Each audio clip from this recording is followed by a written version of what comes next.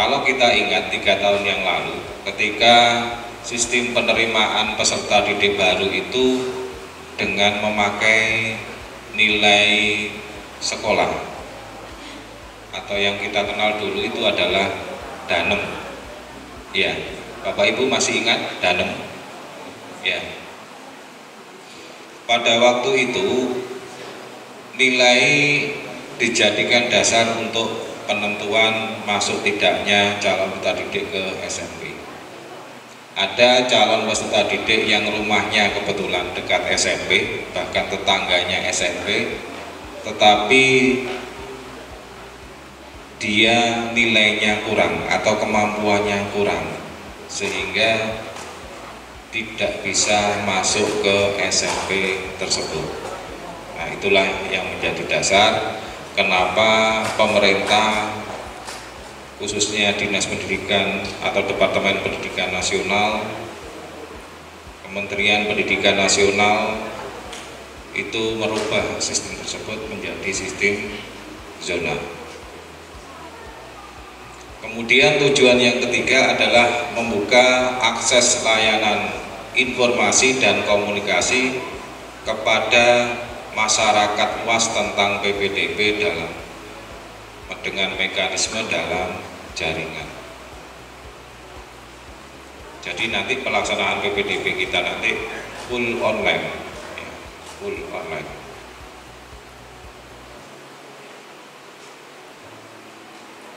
Jalur pendaftaran PPDB jenjang SMP ada 4 jalur. Yang pertama adalah jalur zonasi, yang kedua jalur afirmasi, yang ketiga jalur perpindahan tugas orang tua atau wali, dan yang terakhir adalah jalur prestasi.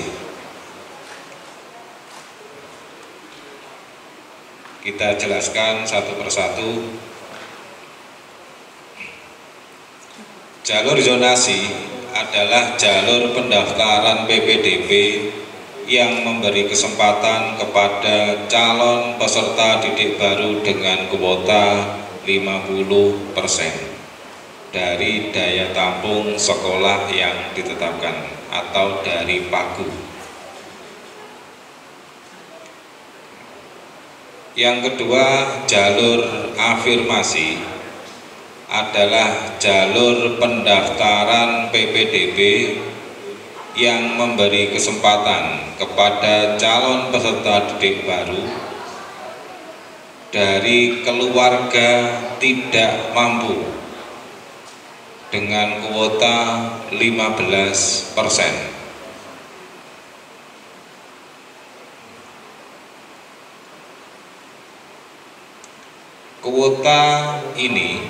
Kuota 15% ini termasuk kuota untuk anak penyandang disabilitas. Kuota 15% ini termasuk untuk kuota anak penyandang disabilitas.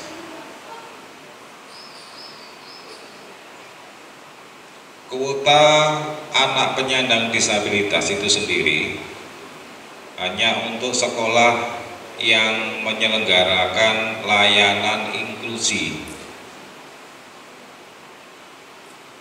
dengan jumlah kuota itu 1 siswa di setiap rombongan belajar.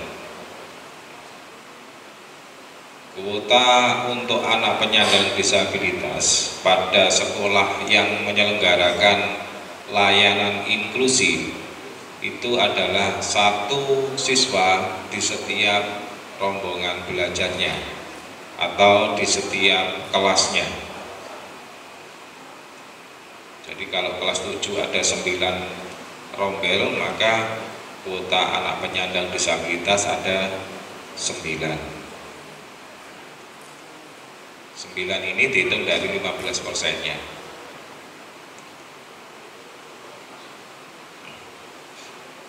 Kemudian yang ketiga adalah jalur perpindahan tugas orang tua wali.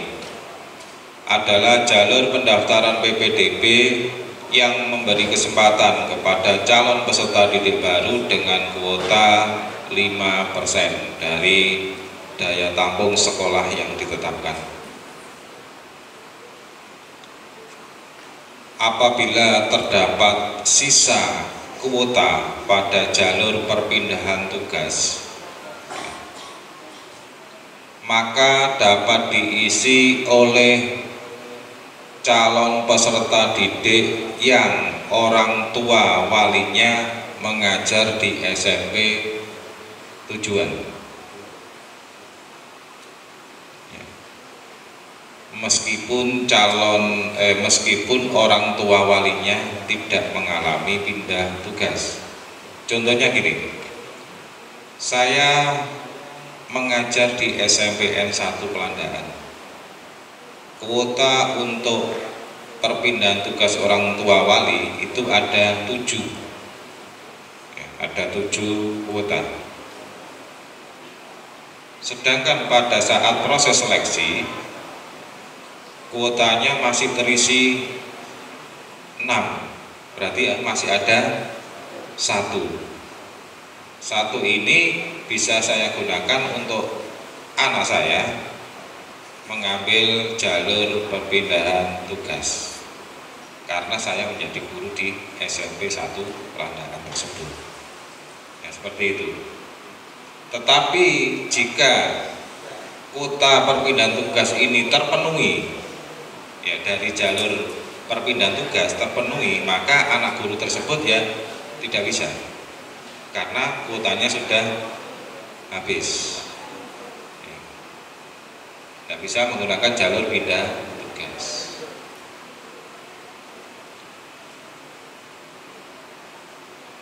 Itu untuk jalur perpindahan tugas orang tua atau wali. Kemudian yang keempat adalah jalur prestasi. Adalah jalur pendaftaran PPDB yang memberi kesempatan kepada calon peserta didik baru dengan kuota 30% dari daya tampung sekolah yang ditetapkan atau dari pagu sekolah. Itu Bapak Ibu untuk jalur peserta kuotanya PPDB jenjang SMP. Kita lanjutkan ke persyaratan umum calon peserta didik baru.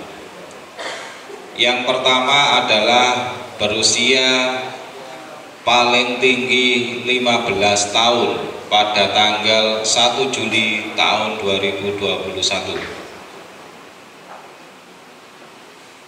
Ada siswa jenengan yang usianya 15 tahun? Ada enggak? Tidak ada ya? Tidak ada. Jadi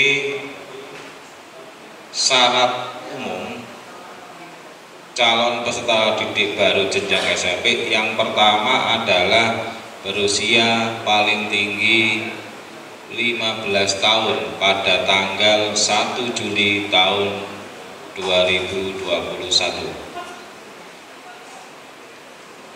Apabila ada calon peserta didik usianya 15 tahun lebih 1 hari pada bulan Mei tahun 2021, apakah bisa mendaftar PPDB?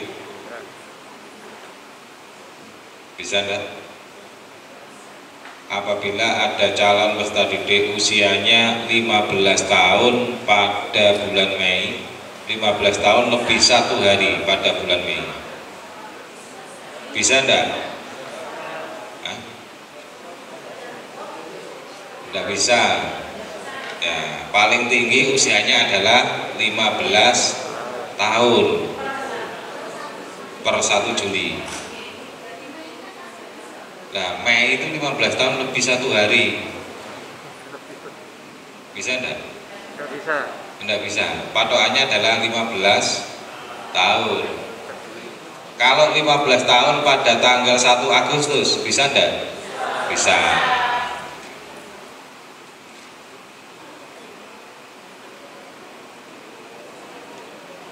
Yang kedua, syarat usia.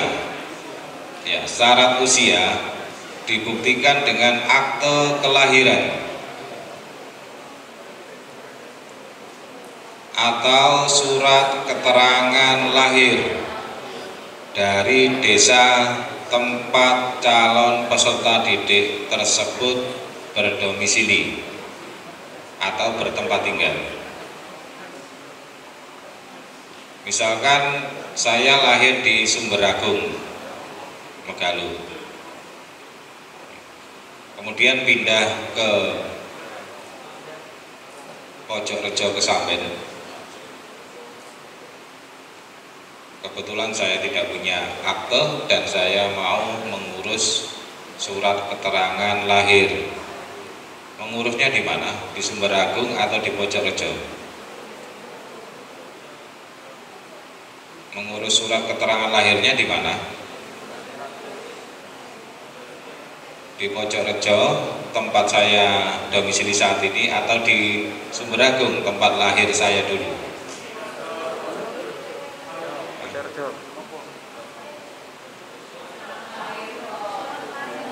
Jadi surat keterangan lahir itu bisa didapat di desa tempat dia atau tempat calon peserta didik tersebut berdomisili. Domisilinya di mana? Pojokrejo. Berarti surat keterangan lahirnya bisa didapat dari desa Pojokrejo. Tidak perlu harus ke tempat lahirnya dulu, ke desa tempat dia lahir. Jadi surat keterangan lahir itu bisa didapat dari desa tempat dia domisili saat ini.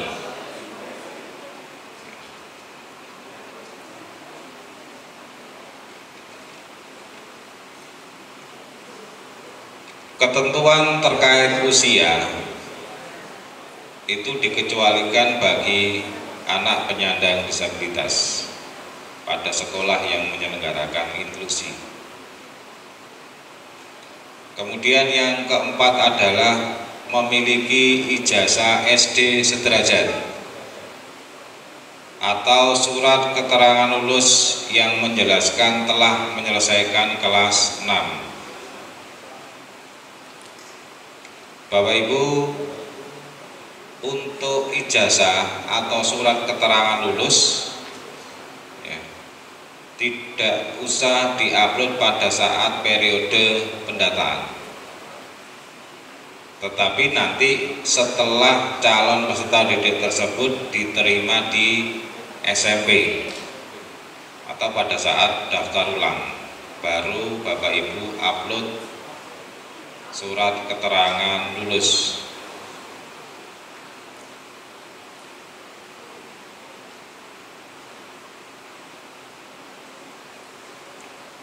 Itu persyaratan umumnya. Jadi ada ijazah dan akte. Kemudian Bapak Ibu, untuk persyaratan khusus calon peserta didik baru pada jalur zonasi, ya, persyaratan khususnya yang pertama adalah calon peserta didik yang mendaftar melalui jalur zonasi merupakan calon peserta didik yang berdomisili di dalam wilayah zonasi yang ditetapkan. Ini yang harus kita pahami.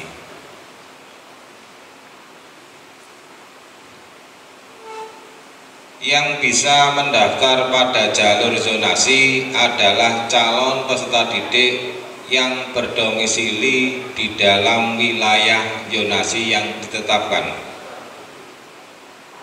Jadi kita sudah menetapkan ada 19 zonasi, bisa dilihat di juknis.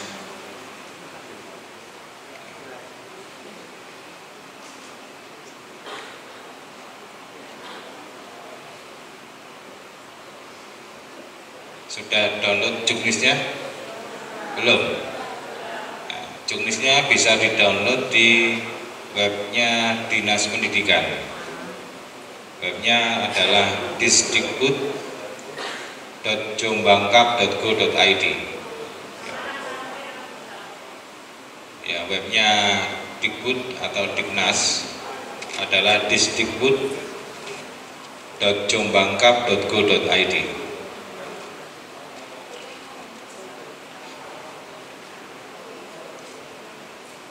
Yang bertuliskan tebal itu yang harus kita pahami. Domisili yang ada di Juknis adalah wilayah Kabupaten Jombang. Jadi Bapak Ibu, yang bisa mendaftar melalui jalur zonasi adalah calon peserta didik yang berdomisili di wilayah Kabupaten Jombang.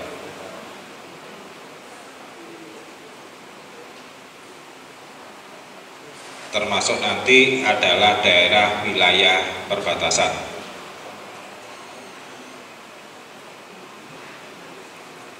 Domisili calon peserta didik berdasarkan alamat pada kartu keluarga yang diterbitkan paling singkat 1 tahun sejak tanggal pendaftaran PPDB.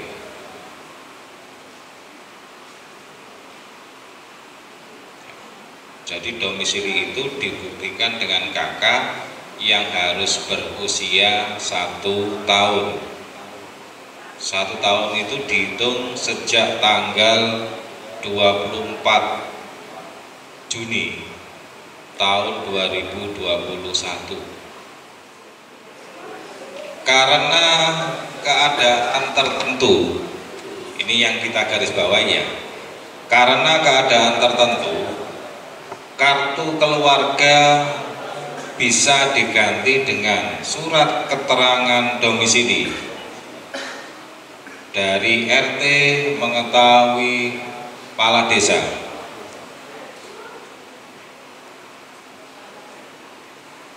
Keadaan tertentu yang dimaksud adalah keadaan di mana desa atau daerah tersebut mengalami dampak dari bencana alam atau bencana sosial.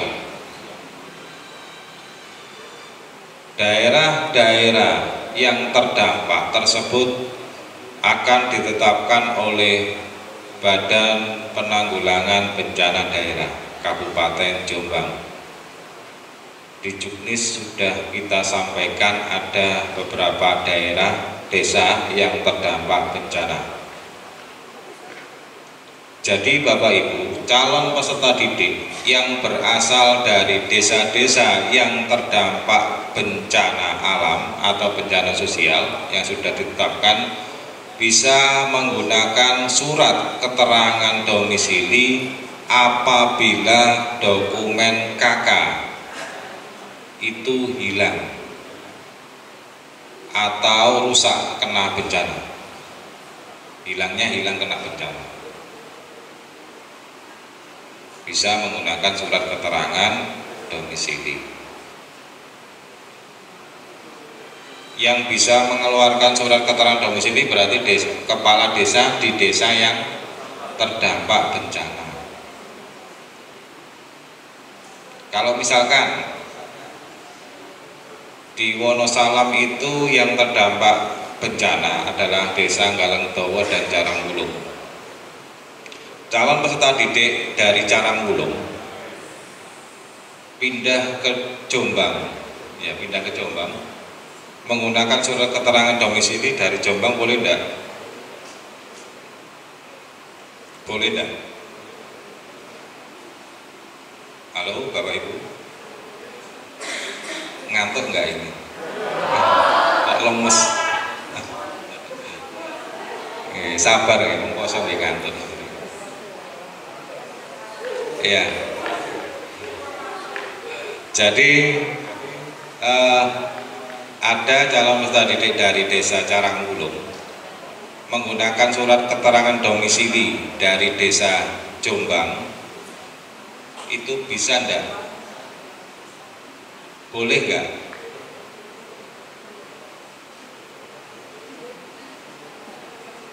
Ini yang harus Bapak Ibu pahami, karena nanti Bapak Ibu mensosialisasikan ini kepada orang tua. Jadi intinya seperti ini. Surat keterangan domisili itu hanya boleh digunakan oleh calon peserta didik yang berasal dari desa yang terdampak bencana, dan yang mengeluarkan adalah kepala desa di desa yang terdampak bencana. Surat keterangan domisili hanya sebagai pengganti apabila kakaknya rusak atau hilang karena dampak dari bencana. Oh jelas nih ya. Udah. Tuh.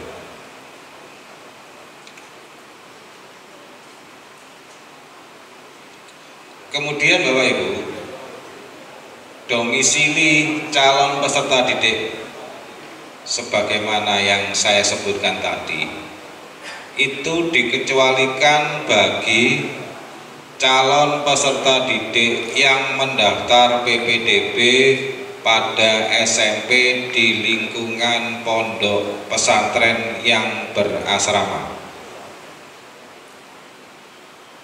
Jadi yang mau mendaftar ke SMP di lingkungan pondok pesantren yang berasrama tidak menggunakan kakak untuk daftar, tetapi menggunakan surat keterangan dari pimpinan pondok pesantren. Ya.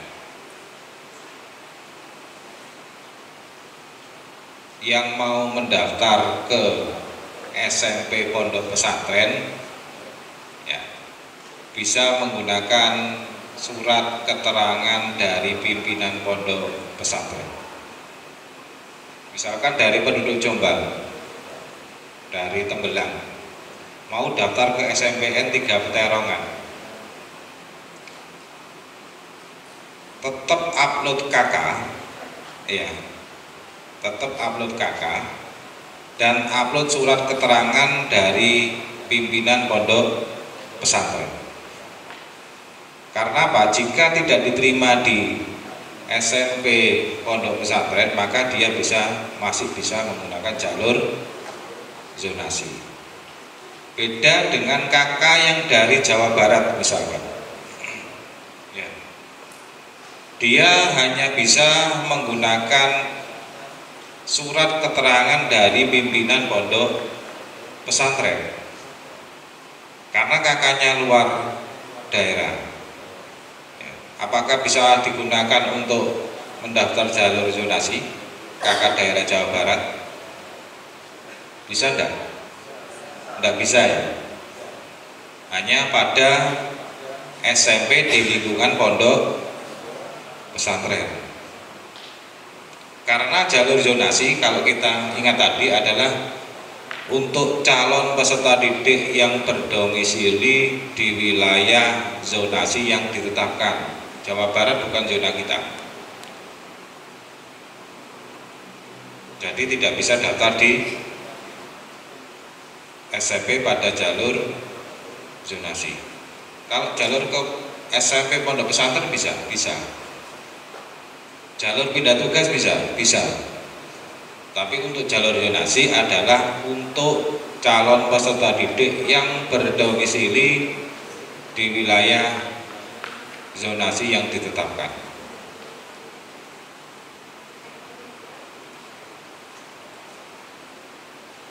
Itu ya syarat khusus untuk jalur zonasi.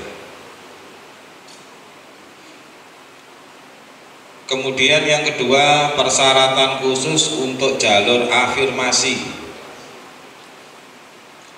Calon peserta didik yang mendaftar melalui jalur afirmasi merupakan calon peserta didik yang berasal dari keluarga ekonomi tidak mampu yang berdomisili di wilayah Kabupaten Jombang